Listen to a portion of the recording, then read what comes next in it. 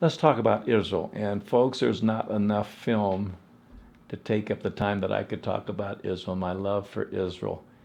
It is where the Savior walked, and you will experience it, you'll see it, you'll feel it, and it was a life changer. It truly is. Those are not just dramatic words, it truly is a life changer. The question is often asked about the safety of Israel. A question I would put back to you is this, is guess what the number one most visited city is in the world as far as tourism? It is Jerusalem. It is a place where multiple religions go for their crusades. It is a safe place. And one of the most beautiful sights that you'll see there, of course, will be the BYU Center, where we have many of our students over there, and safe. And they would not have them there if it were not safe.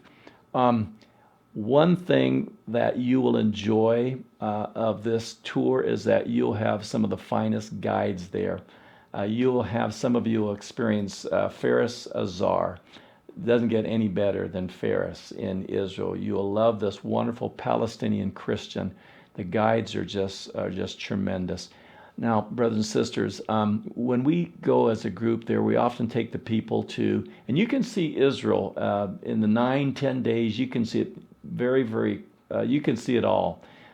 Israel's the size of New Jersey, and you can travel that small piece of property in a very short time.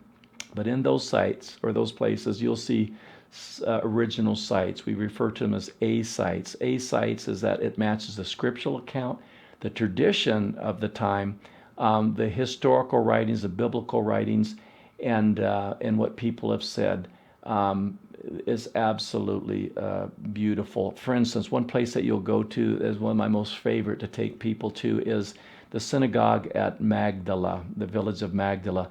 There's been over nearly 100 synagogues discovered in Israel, and there is just two in the Galilee that date back to the time of the Savior.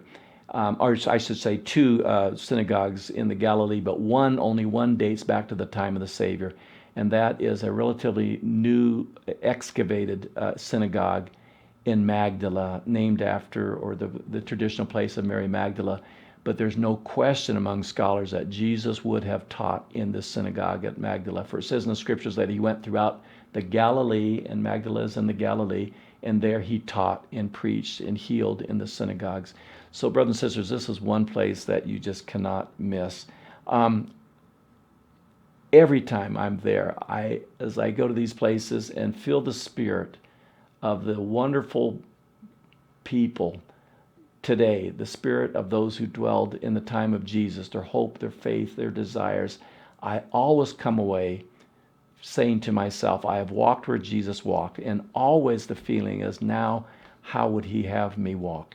Brothers and sisters, this is a place that is a must, and I'd encourage you strongly, come with us to Israel with Cruise Lady, and you'll have a magnificent, a memorable, life-changing experience.